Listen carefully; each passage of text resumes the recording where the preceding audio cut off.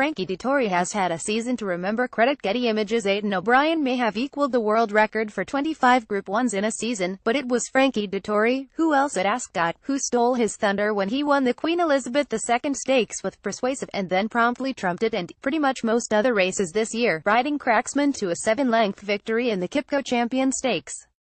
Just at the point of the afternoon when a blustery 7th British Champions Day run on heavy ground, which knocked the edge off one or two of the speedier summer horses, was beginning to need a dominant championship display to justify the weeks of hype, Cracksman produced the outstanding performance by a colt this season.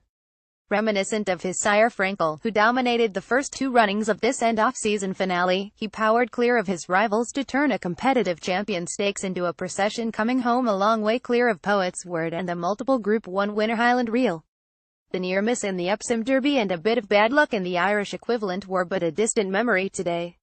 Those extra months have allowed Cracksman to develop and mature into something near the finished article and a flag-bearer for his sire. He now looks to be not so much the each-way shot of June, but an exceptional performer.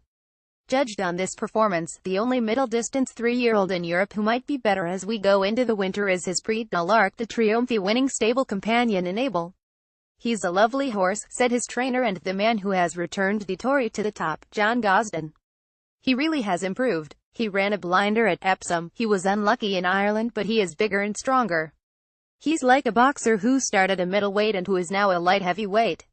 He used to flip-flop around in his races and got in a muddle at Tottenham Corner, but he's learning to race." Cracksman came home a long way clear of Poet's Word and Highland Reel. Getty Images. It is great for Frankel to have a son win this race. We took him out of the Arc because I thought Enable was more in the zone, and I'm happy with that decision. He's versatile and can go 1.25 million or 1.5 million. 2 years after winning the Derby with Golden Horn, owner-breeder Anthony Oppenheimer has suddenly found another which may be the equal, which is an astounding feat for a relatively small operator. He said it's Frankel's first Group 1 winner in Europe, though he has had one in Japan. "We expected a race we didn't think had wing like that, and we can look forward to taking on stable companion Enable next year." Dettori's first Group 1 winner was marked a distinction in the 1990 QEII, and he remarked that he was still going strong 27 years later after Persuasive's victory, but until Cracksman he had never won a Champion Stakes. "That was amazing," he said. "It's my first Champion Stakes and he put a good field to bed in the manner of a champion. It's a fantastic feeling. I glanced at the big screen and he was clear. I've not got words to describe it. Brilliant. He's been given time to develop, and that's what you've got now. He's been working so sweetly and has got the success he deserved." Gosden did not just receive 2 trophies today. He presented O'Brien with the one for this year's trainer's title. Gosden has not had a bad year by his or anyone else's standards. Cracksman was his 9th Group 1 winner of the season, and that is a useful context in which to place O'Brien's achievement of winning 25.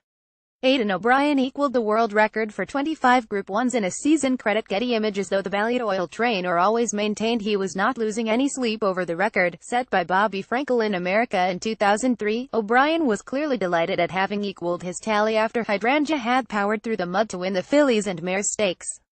However, the victory of Order of St. George in the Long-Distance Cup, though only a Group 2, gave him as much if not more pleasure after the 5-year-old pulled back a 4-length deficit in the last furlong and, amid mutterings from the stands that the favourite was beaten, turned almost certain defeat into an unlikely half-length victory.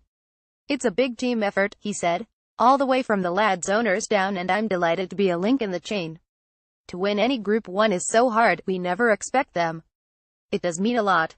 Everyone puts in so much, day in, day out, and there are so many variables and near misses. It's just the way it stacks up. Sometimes all the ducks are in a row, sometimes they're not. I'm delighted, and we might never get back there again." An early indication that it was heavy rather than soft came when Libri Sabreeze, Dean Ivory's grey gelding by the jumping sire Mount Nelson, won the sprint to round off a fantastic week for owner Tony Bloom. Bloom landed one of the gambles of the season last weekend when Withhold won the Cesar, which then saw Brighton FC, the team which he owns, beat West Ham 30 on Friday night before Libri Sabreeze popped up to win him his first Group 1. Good though it might have been for O'Brien and Bloom, at the end of it another Ascot day belonged to Dettori.